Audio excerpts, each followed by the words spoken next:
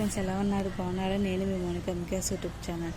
ఈరోజు మనము తెనాలి రామకృష్ణ రాజ్యంలో దొంగలు ఎలా పడ్డారో, వారిని ఎలా పట్టించారో వారి గురించి తెలుసుకుందాం. విజయనగరాన్ని రాయిల వారు పరిపాలిస్తున్న రోజులవి. ఆ ప్రజలు సుఖ సంతోషాలతో ఉన్నారు. ఇలా ఒకరోజు ఉన్నట్టుంది విజయనగరంలో దొంగల మూట ప్రవేశించింది. వారు పగటిపూట వర్తకుల వేషాల్లో నగరం అంతా తిరుగుతూ దొంగతనాలు చేశారు. రోజు రోజుకి దొంగతనాలు పెరిగిపోతుంటే ప్రజలంతా వెళ్ళి రాయలవాడి దగ్గర మొర పెట్టుకున్నారు. రాజా రక్షించండి, రాజా రక్షించండి అని. ఏమిటి ప్రజలారా, ఏమైంది? అందరూ కట్టుకొని ఇలా వచ్చారు. ఆ మాటకి ప్రజలు, రాజ్యంలో దొంగతనాలు జరుగుతున్నాయి, దొంగతనాలు పెరిగిపోతున్నాయి, బ్రతకలేకపోతున్నాము, విలువైన వస్తువులు, బంగారాలు, ధనాలు అన్నీ దొంగలు దోచుకుపోతున్నారు, కనికరించండి, దయించండి, ఏదో ఒకటి చేయండి అంటూ రాజును వేడుకుంటారు. అప్పుడు రాజు, చింతించకండి, ఈరోజు నగరం అంతా కూడా దస్తి ఉంచుతాను దొంగను పట్టించుకోవడానికి అని అంటారు. అప్పుడు దొంగలు పట్టిన వాళ్ళందరికీ కూడా 10,000 రూపాయల బహుమతి కానుక ఇస్తాను అంటారు. అప్పుడు ఇంకా వెళ్ళండి, మీరు కూడా దొంగల మూతాన్ని వెతకండి అని అంటారు. దీంతో రాజుగారు ప్రకటించిన బహుమానాన్ని కోసం ప్రజలంతా నగరం అంతా దస్తి వెతకడం అన్నారు. దీంతో నగరంలో దొంగల మూత కాస్తంత తగ్గింది. కానీ ఎవరికి కూడా దొరకలేదు. ప్రజలు, సైనికులు వాళ్ళని పట్టుకోవడం కోసం నగరం అంతా దస్తి చేస్తున్నారని దొంగలకు తెలిసింది. వాళ్ళు వెంటనే సమావేశం ఏర్పాటు చేసుకున్నారు.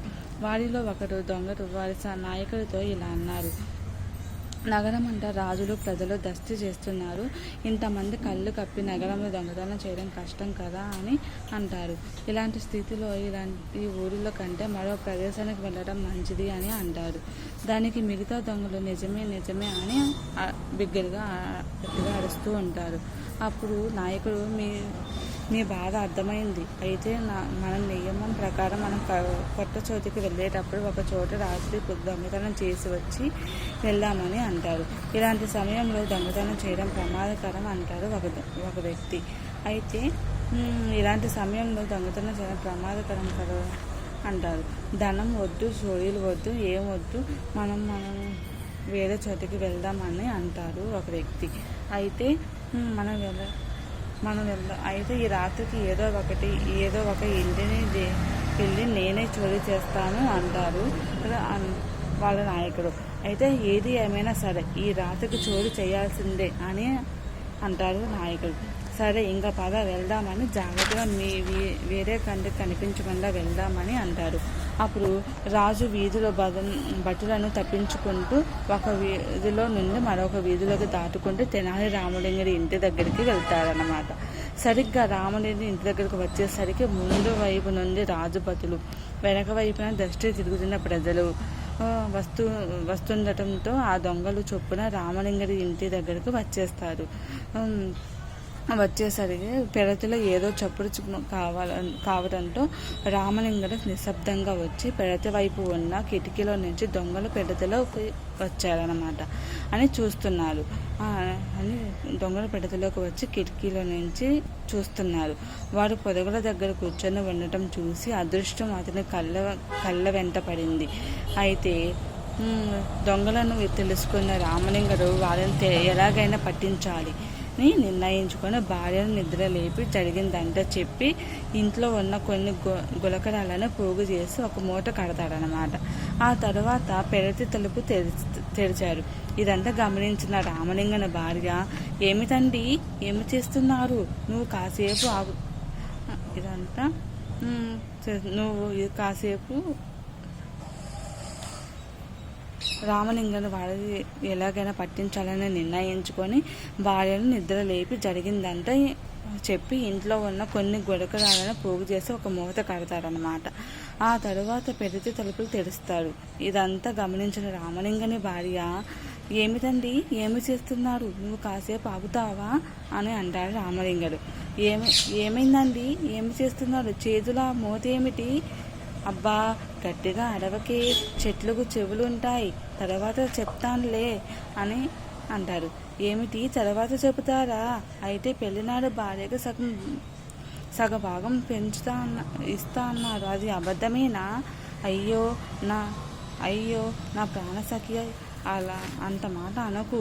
ఈ రహస్యం అందరికీ తెలియడం మంచిది కాదు. పైగా నగరంలో దొంగలు ఎక్కువగా ఉన్నారు, అందుకని నీకు చెప్పడానికి ఆలోచిస్తున్నాను అని అంటాడు.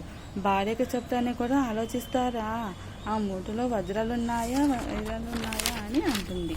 అప్పుడు వాటిని తీసుకుపోయి మరి గొయ్యి తీసి పాతి పెడుతున్నారు, బావిలో పడేస్తున్నారు. ఆలస్యమైతే ఆలస్యమైతేను సరిగా గ్రహించావు. ఈ మూటలో రత్నాలు వజ్రాలు ఉన్నాయి, వీటిని మన బావిలో పడేస్తున్నాను. అసలే ఈ నగరంలో దొంగల బిరుదు ఎక్కువగా ఉంది అని అంటారు. దొంగల బిరుదు తగ్గిన తర్వాత తీసుకున్నాము అంటుంది. అప్పుడు భార్య, మీ తెలివి తెల్లాడినట్టయింది. ఈ విషయం దొంగలు తెలిస్తే పిడతల నుంచి వచ్చి బావిలోకి దిగి ఈ వజ్రాలను తీసుకువెళ్తారు. వాడికి ఇంటికి రావాల్సిన అవసరం లేదు. వాడికి ఎలా తెలుస్తుంది? నువ్వు ఇలా అరుస్తూనే తెలుస్తుంది. అడిగింది విన్నది చాలు, నువ్వు ఇక లోపలికి వెళ్ళు, నేను ఈ మూటను బావిలో పడేసి వస్తాను అని అంటాడు. భార్యను కసురుకున్నట్టు నటించి ఆమెను ఇంట్లోకి పంపిస్తాడు. తాను గబగబ వెళ్ళి మూటను గట్టిగా శబ్దం వచ్చేలా పడేస్తాడు. ఇంట్లోకి వచ్చి తలుపులు వేస్తాడు. రామలింగడు ఈ దృశ్యం అంతా రామలింగడు చేసిన ఈ దృశ్యం అంతా కూడా దొంగలు చూస్తూనే ఉన్నారు. తరువాత ఒక దొంగ నాయకుడితో, వీరు వెరివారు పంటలాగా ఉన్నారు. విలువైన వజ్రాల మూటను నీలుపాలు చేసి వెళ్ళారు. తిక్క సన్నాసి, వాడు వెరివారు కాదురా, తెలివిగలవారు. గట్టి పిండం బావిలో పడేస్తాను. అది వారి పెరటి బావే కదరా, కావలసినప్పుడు తిరిగి తీసుకుంటాడు. వారి తెలివి యోగం అమోఘం అని అంటారు. మనం ఏ ఇంటికి వెళ్ళినా ఇనపెట్లను గోసాలను వెతకడం కానీ బావిలో వెతకం కదరా, అది వారి ధైర్యం. మనం బావిలో వెతకమని ధైర్యం, అందుకే ధైర్యంగా బావిలో పడేస్తున్నారు అని అంటారు. మనం మాత్రం తక్కువ తిన్నామా? మా వాడు బావిలో పెట్టిన నగల మూటను సరిచెప్పుడు లేకుండా దొంగిలించుకుపోదాం. సరే నాయక, సరే అని అంటారు. అయితే మనలో ఎవరికి ఈత రాదు. మనలో ఒకరైనా దిగిపోతే వజ్రాల మూత దొరకదు. అందుకని మనం వంతులు వేసుకొని బావిలో నీరు తోడేద్దాము. ఆ తరువాత ఒకరు బావిలో దిగి నగల మూటను తీసుకుందాం. ఈ తటంతమంతా పెడతి రామలింగుడు కిటికీలోంచి చూసి దొంగలకు కనిపించకుండా పెడతి తలుపులు తీసుకుని వెళ్ళి రాత్రిపూట దస్తీ చేస్తున్న రాజు భటులకు కలిసి దొంగల సంగతి చెప్తారు.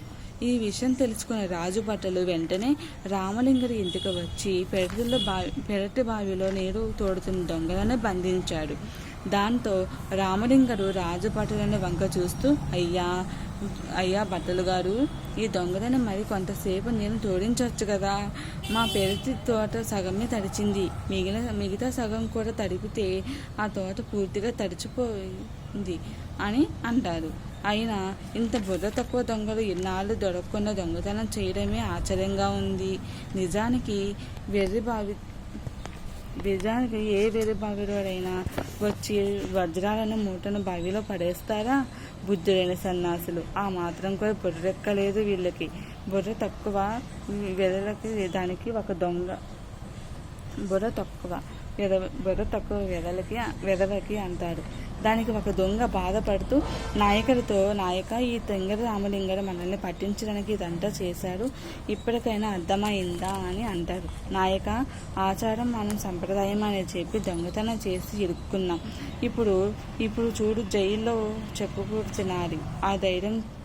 ధైర్యపడకండి, నాకు ఒక రోజు అంటూ వస్తుంది అని అంటారు నాయకుడు. ముందు పదండి అన్నారు. అయితే అనంతరం దొంగల సహాయంతో మిగతా దొంగతనం కూడా పట్టుకున్నారు. భటులు తర్వాత రామలింగడికి రాయల వారు ప్రకటించిన బహుమతిని అందించారు.